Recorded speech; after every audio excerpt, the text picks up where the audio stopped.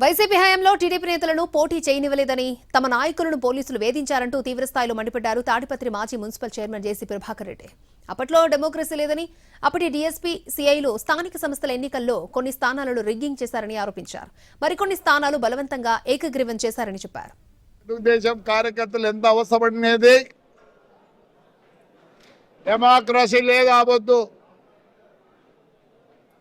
నేను ఎందుకు చెప్తున్నానంటే ఆ పొద్దు ఈ పోలీసు వాళ్ళే పైనుంచి ఇన్స్ట్రక్షన్స్ వచ్చినాయని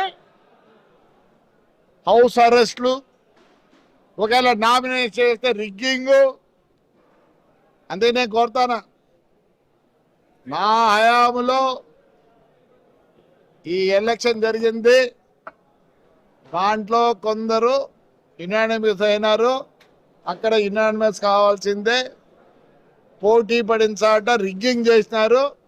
ఆడ రిగ్గింగ్ చేయాల్సింది ఎవరు? పోలీసు వాళ్ళు చెప్పిన ఇద్దరు పేర్లు చెప్పిన అన్నీ ఉన్నాయి.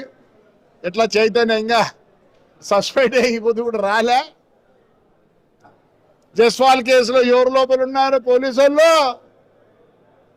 ఎవరున్నారు లోపల? మేము లేమే, వీళ్ళున్నారు. ప్రజల్ని కాపాడండి.